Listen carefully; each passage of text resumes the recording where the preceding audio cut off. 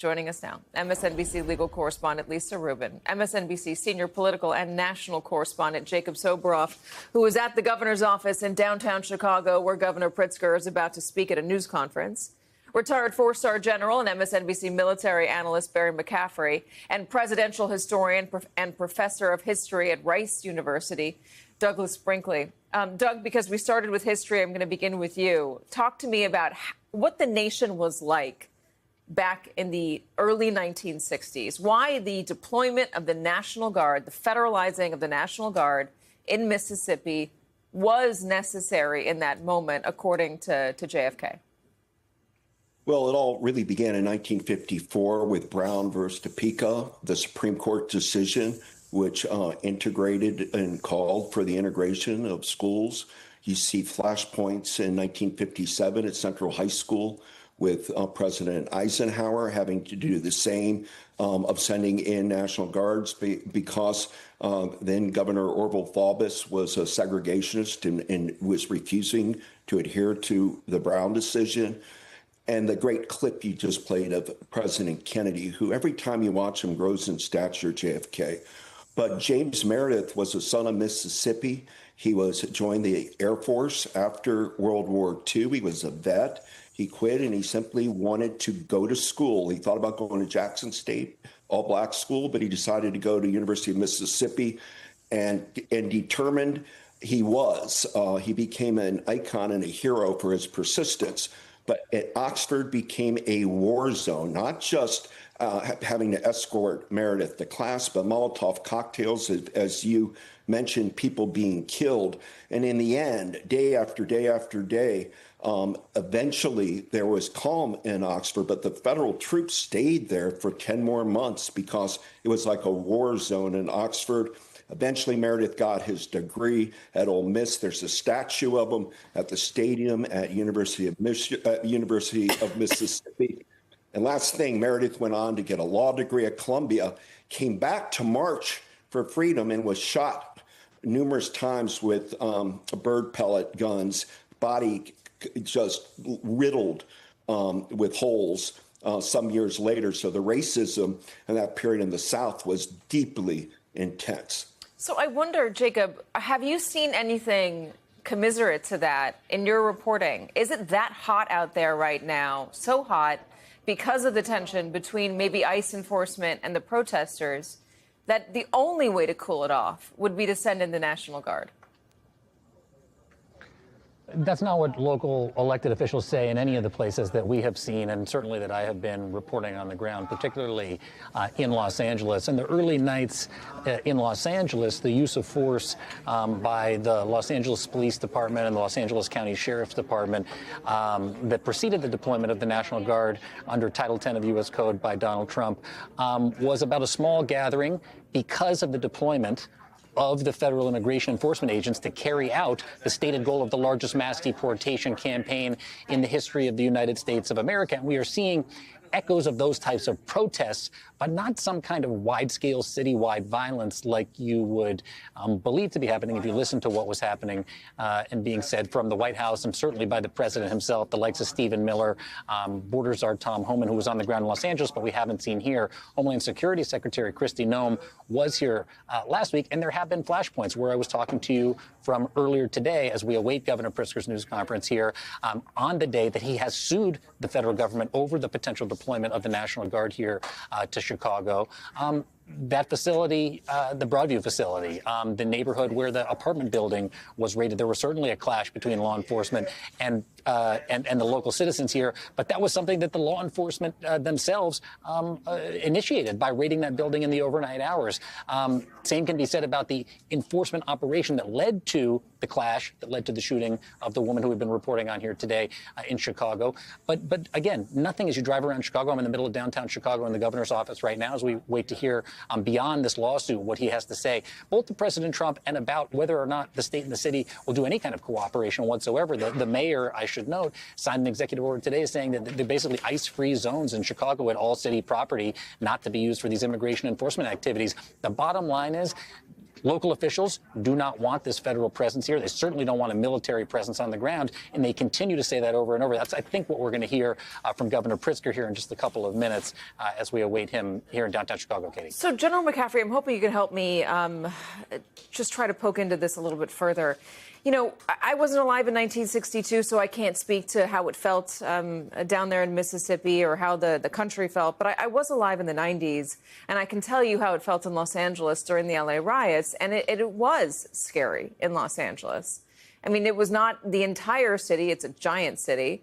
But there were broad swaths of the city that were lawless and scary. I mean, my dad famously said on camera, it's like the LAPD had abandoned the city of Los Angeles during the riots. He and my mother were over there, over above it, covering the riots as it was happening.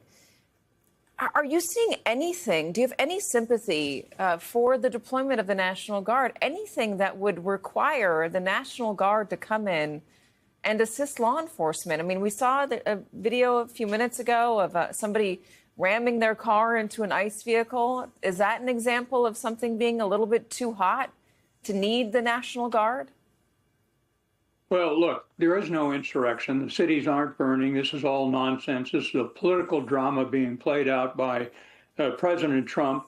The National Guard is a treasured institution of the country, 430,000 strong. They're our friends and neighbors. They're present at every humanitarian disaster. They are incapable of effectively serving as community law enforcement. So a lot of this is nonsense.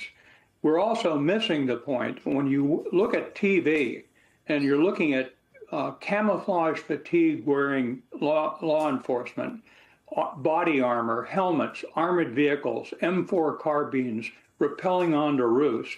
You're seeing a federal police force taking over what should be state and local law enforcement. We're in a very dangerous period for our time. We do not want the U.S. Armed Forces, National Guard, or federal troops on American city streets trying to enforce the law. They're not very good at it. The bigger question, by the way, has to be asked, who said in the Congress or the voters that we wanted to take 12 million people, deport them from the country, crash the agricultural system, construction, services? Who gave federal law enforcement that authority? Has that been funded by Congress? That's the major question that needs to be addressed by the court system and by Congress. Lisa, the court system has so far pushed back on Donald Trump's effort to send in the National Guard in many places, including in Oregon. Can't send in the National Guard from Oregon, can't send in the California National Guard, not the Texas National Guard, can't do it. The facts on the ground don't justify it, according to the federal judge out there.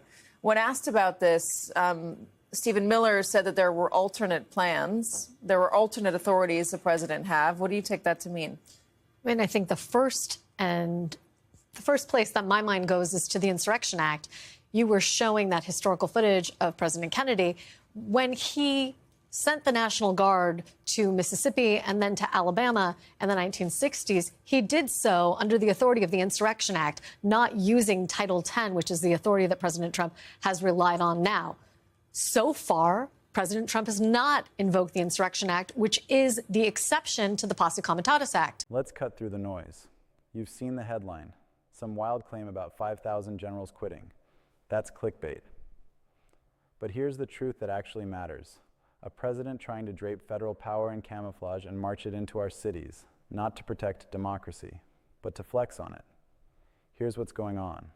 We're watching a push to use the National Guard and federal law enforcement muscle to police protests and immigration raids, even in places where local leaders are saying loudly, stand down. Chicago's governor is fighting it in court. The mayor is drawing a line, no city buildings as staging grounds for deportation sweeps. Reporters on the ground aren't describing a city on fire.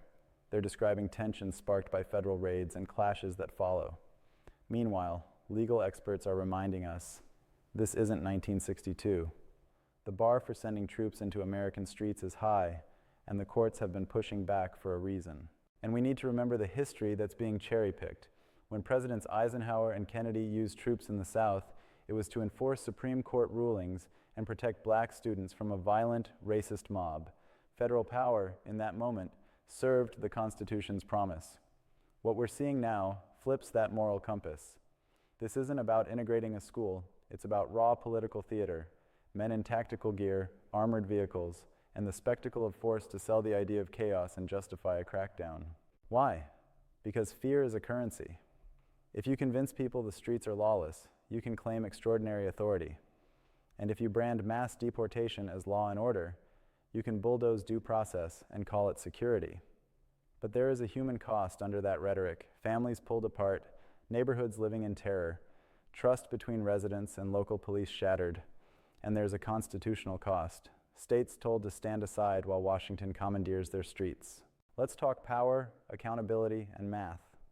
No one voted to deport millions at once. Congress didn't fund a mass roundup. Courts have already said not justified in key cases. If you crash the workforce that picks our food, builds our homes, and cares for our elders, you don't get order. You get shortages, black markets, and more fear. And the National Guard, they are our neighbors. They are brilliant at disaster response. They are not built to be neighborhood cops.